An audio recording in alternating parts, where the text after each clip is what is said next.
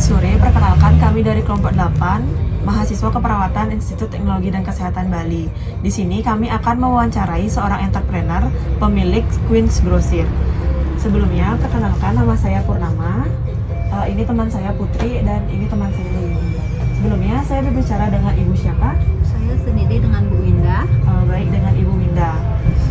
Baik Ibu, untuk mempersingkat waktu, kita mulai saja sesi wawancara. Baik, selanjutnya masuk ke pertanyaan pertama. Ibu Winda, bagaimana Ibu kepikiran untuk memiliki ide usaha ini? Sebenarnya di awalnya itu sih karena pasti perlu penghasilan tambahan. Waktu itu yang awal mulanya itu jualan online gitu. Karena untuk kerja di hotel dengan gaji segitu tuh nggak cukup untuk bulanan kebutuhan sehari-hari gitu. Iseng-iseng dari jualan online, terus kebetulan nih ada tempat iseng buka dari gitu. Oh, berarti dari online langsung buka toko gitu. Iseng buka dulu. Selanjutnya pertanyaan yang kedua, Ibu, apa visi dan misi dari usaha Ibu untuk kedepannya agar semakin bisa berkembang? Kan awalnya memang dari online ke toko, sekarang setelah dari toko ini maunya berkembang, apakah memperluas tokonya atau bagaimana? Cabang baru lagi. Kalau setiap orang pasti pinginnya punya cabang di mana-mana, tapi ya seiring waktu berjalan nih kita lebih baik modalnya kita pusatkan dulu ke stok barang di toko. Berarti stok di toko ditingkatkan gitu. Ditingkatkan biar kayak sekarang kan modelnya banyak-banyak. Selain itu, kalau konsep usaha yang Ibu tekunin ini, apakah toko kebaya Ibu menjual pakaian klasik, modern, atau perpaduan antara keduanya? Lalu seperti apa desain usaha Ibu ini, dan produk yang Ibu jual mulai dari harga berapa? Kalau untuk konsep usaha ini kita ngikutin zaman aja ya. Ikutin zaman. Apa yang lagi tren sekarang itu yang kita ikuti gitu. Soalnya kan sekarang apalagi media sosial itu kan banyak gitu. Jadinya kita lebih gampang juga lihat permintaan customer itu di media sosial itu seperti apa. Lalu untuk harga produknya start dari harga berapa? Kalau yang paling termurah untuk di toko kebaya itu biasanya dari selendang. Mungkin untuk selendang anak 8.000 paling murah. Untuk yang paling termahal? Kalau termahal sekarang kan lagi tren gitu, kaman ndak jemputan itu. Oh iya. Itu yang paling mahal. Tapi harganya masih bisa terjangkau sih. Masih sekitar berapa juta gitu? Kalau untuk jutaan, kalau di sini lingkungannya modelnya kayak masih di desa gitu kan, paling yang 600-an lah. Nanti paling tinggi harganya. Kita ngikutin juga apa permintaan dari customer gitu.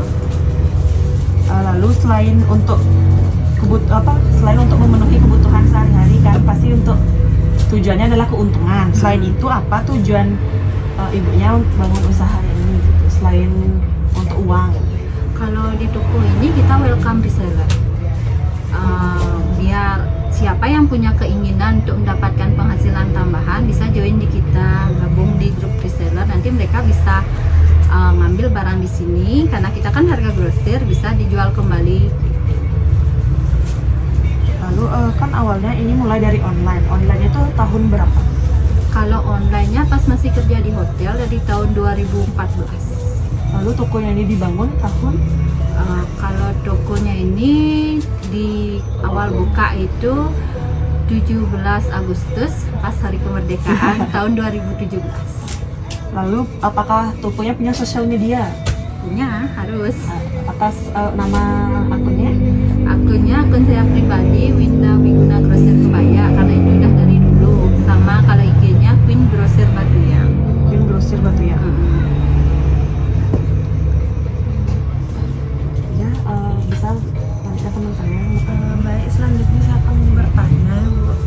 Untuk usaha ini produk apa saja yang Ibu pasarkan? Kalau untuk sekarang sih tetap di kebaya, aman jadi dan beberapa pendampingnya yang berhubungan dengan pakaian adat Bali. Selain selain kebaya apakah ada lagi?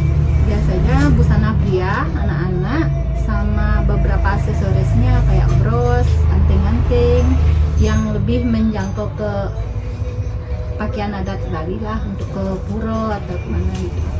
Untuk lokasi tokonya ibu di mana ya? Kalau lokasi kita di Jalan Batu Yang Batu Bulan Kangin, tepatnya di depan Gang Garuda. Untuk sasaran konsumen dari usaha yang ibu punya ini siapa? Kalau untuk sasaran konsumen sih biar semua, biar anak muda, tua, bayi, seakan semua selama masih beragama Hindu atau enggak, sekarang banyak juga agama Kristen yang mencari kebaya untuk ke gereja gitu. Karena kebaya udah jadi fashion nasional sekarang. Nggak orang Bali aja yang pakai. Untuk targeting dari usia yang berbelanja ke sini, targetnya umur berapa? Biasanya kalau kita orang Bali itu dari 1 bulan 7 hari sudah memerlukan pakaian adat untuk bulan pitung dino tuh. Dan yang konsumen yang sering berbelanja ke sini itu berjenis kelamin perempuan, laki-laki, dan ada yang lain mungkin. Nyambung itu dah semuanya, cewek, cowok, tua, muda, custom, karo, semuanya, semua konsumen. Dari produk yang ibu jual, kebanyakan produk apa saja yang sering banyak dibeli?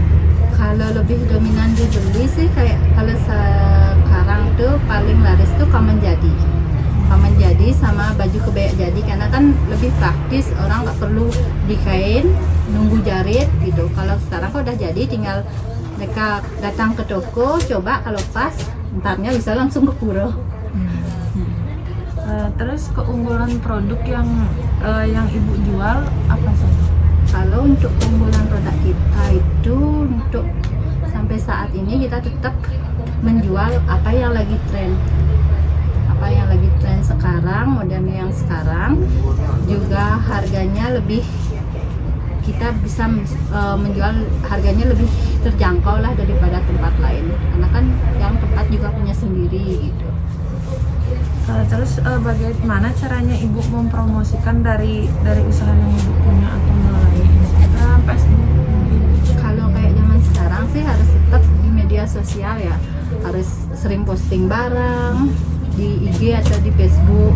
Habis itu yang terpenting juga dari customer sih, customer kan biasanya, apalagi customer ibu-ibu tuh bisa dari mulut ke mulut tuh kan lebih strong gitu. Makanya kita harus tetap jaga kualitas barang sama harga bisa bersaing. Terus bagaimana inovasi produk yang membebankan produk ibu dengan lain? Yang membedakan, kalau untuk yang membedakan itu kan customer yang menilai ya, tapi kita tetap kadang ada beberapa produk yang kita buat kualitasnya di jaritan misalnya gitu, kayak kualitas bahan itu harus tetap dijaga. Terus bagaimana pengemasan produknya? Kalau untuk pengemasan sih standar aja.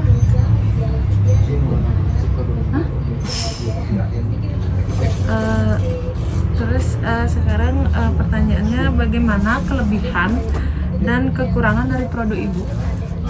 Kalau untuk kelebihan ya menurut saya tetap itu, kita kan ngikutin tren karena kita online, kita tetap ngikutin pasar apa yang lagi tren sekarang, apa yang dibutuhkan customer sekarang gitu. Pokoknya ikutin aja, kalau sekarang zamannya model ini kita produksi juga gitu. Kalau untuk kelemahan kan itu customer yang menilai. Kadang kita sih sebisa mungkin memberikan kualitas pelayanan yang baik pada customer. Terus apa saja peluang yang ibu lihat dari usaha ibu ini? Kalau untuk peluang sih Astumkara, karena kayak apa namanya, sekarang ini kan semua pakai media sosial, orang-orang itu lebih antusias gonta-ganti kebaya karena sudah dipakai foto sekali itu orang udah nggak mau pakai lagi gitu. Itu sih peluangnya, apalagi acara di Bali itu kan padat gitu, banyak. Sekian dari pertanyaan saya, dilanjut dilanjutkan sama temannya. Izin bertanya Ibu, Ya. untuk bahan kebaya yang Ibu jual ini terbuat dari apa saja Ibu? Kalau untuk bahan kebaya itu standar, biasanya kain yang lagi tren sekarang tetap kain bordiran, baby doll sama krep. Terus untuk brokatnya tetap brokat metalik sama sparkle itu. Untuk jenis kebaya yang dijual nih Kak? Untuk jenis kebaya, kalau sekarang itu trennya kebaya bordir tetap sama kebaya brokat. Kalau pas musim radu kayak sekarang tuh brokat payet tuh sangat-sangat laku kan SMA sih gradu sekarang. Untuk produksi kebaya nih Kak, Ibu buat sendiri tapi Ibu kayak mencari di distributornya. Kalau kita tetap juga kita produksi sendiri ada, habis itu nyari di distributor juga ada, karena itu kan ada perbedaan harga. Misalnya kalau ada yang mau kualitas lebih bagus, jahitannya lebih bagus, terjamin lah gitu, itu kita sarankan ke kualitas jahitan pribadi gitu, tapi harganya masih bisa dijangkau juga. Terus kadang ada yang suka memperbandingkan, oh di sini dapat lebih murah nih, kita juga harus tetap sediain, oh barangnya ini seperti ini, dia jahitannya seperti ini gitu, biar ada perbandingan. Untuk kualitas bahan yang Ibu gunakan jika sudah lama digunakan apakah cepat kayak melar nih Kak kebayanya? Tergantung bahannya. Kalau untuk kebaya sih jarang seperti itu, karena kebaya itu kualitasnya kainnya nggak melar, tetap segitu, kecuali emang badan customernya atau badan kitanya yang berubah. Apakah ada produk lain yang Ibu jual selain kebaya? Ada mungkin beberapa pelengkapnya yang tetap berhubungan dengan kebaya, kebutuhan kebaya. Misalkan keburo tuh kan perlu aksesoris juga, perlu tas, perlu sendal gitu. Untuk pemesanannya nih Kak, pengemasannya bagaimana jika ada yang pesan dari luar Bali atau luar kota? Kalau untuk pengemasan luar tetap kita untuk baju itu biasa di packing itu kalau lebih aman di di plaster itu loh, plaster full itu aja sih, karena kan baju kan masih bisa lah tahan banting gitu, nggak pecah belah. Kalau pengemasan kalau datang ke toko langsung nih Kak seperti apa? Oh kalau untuk ke toko langsung tetap gitu, paling kita pakai paper bag karena kan mengurangi sampah plastik juga. Oke, Ibu, sekian pertanyaannya. Baik, sekian video wawancara dari kelompok 8 pada pertemuan hari pertama. Untuk pertemuan hari kedua akan dilanjutkan oleh teman kami yang lain. Terima kasih. Baik, hari ini merupakan pertemuan kedua terkait dengan kunjungan entrepreneurship. Sebelumnya perkenalkan, nama saya Nima Dewi Sukianipidari dan teman saya. Nama saya Nima Dewi Apriantari. Baik Kak, selanjutnya di sini saya akan bertanya beberapa hal terkait usahanya Kakak. Jadi yang pertama, berapa kebutuhan modal awal Kakak untuk memulai usaha kebaya ini? Kalau untuk kebutuhan modal awal kita ambil contohnya kayak kebaya jadi ya, itu kalau dijual bahannya itu biasanya paling mahal di kita tuh harga 75.000, sedangkan kalau udah jadi kebaya itu ada di harga 120, itu kualitas di jahitan kualitas Bali, sama ada juga yang lebih murah kualitas jahitannya yang grosiran. Kalau untuk pertanyaan kedua, apa saja bahan baku yang digunakan untuk produksi kebaya dan jabarkan jenis serta harganya? Kalau untuk bahan bakunya sih biasanya tetap di kain bordir, itu ada kain sutra krep sama baby doll, sama kain brokat. Kalau sutra krep atau baby doll itu kisaran di harga 70 sampai 75. Kalau brokatnya dia bervariasi di harga 120 sampai dengan 200. Kalau untuk biaya operasional yang diperlukan dalam sebulan itu kira-kira berapa Kak, dan untuk biaya apa aja? Kalau untuk biaya operasional kita di sini biasanya pengeluaran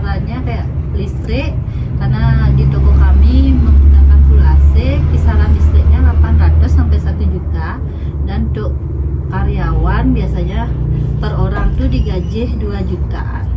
Untuk karyawannya berapa di sini? Kebetulan di sini karyawannya 2 orang.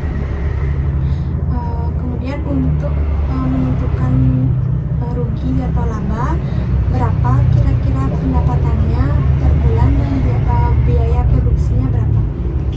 Kalau untuk seorang pedagang itu pendapatannya selalu berubah-ubah. Ini kita ambil rata-rata saja. Kalau per hari untuk pendapatan kotor tuh kisaran 1 juta sampai 2 juta. Berarti satu hari pendapatannya kira-kira satu. Itu masih pendapatan kotor. Kalau pengeluarannya Kak, kira-kira? Kalau untuk pengeluaran biasanya di setiap 3 hari atau seminggu sekali itu pasti ada belanja biaya operasional untuk stok barang gitu. Biasanya kalau sekali belanja itu bisa sampai 6 juta, 8 juta, paling sedikit 2 juta. Baik, dari saya itu aja Kak, mungkin melanjutkan teman saya. Baik, untuk pertanyaan selanjutnya Kak ya, dalam penjualan toko ini pasti kan ada resiko dan hambatannya. Nah, apa saja yang ada resiko atau hambatan yang dialami? Kalau untuk saat ini ya, untuk hambatan biasanya untuk pedagang kebaya itu biasanya di cara penjualan barang itu. Soalnya model sekarang tuh kan hampir setiap hari motifnya baru-baru. Biasanya kita menjualnya itu harus lebih cepat biar modelnya itu nggak ketinggalan gitu. Kalau cara kita mengatasi hambatannya itu ngikutin tren sekarang, yaitu menjual selain dari customer datang ke toko, kita bisa menggunakan media sosial. Kan udah ada IG, TikTok, Facebook gitu. Di sana kita sering bikin story, bilang ada promo gitu. Itu sih caranya. Juga juga mencari reseller sebanyak-banyaknya biar lebih cepat lakunya. Itu sih. Berarti tindakan alternatif yang dilakukan itu seperti mengupdate di story, di sosial media. Mungkin sekian pertanyaan kita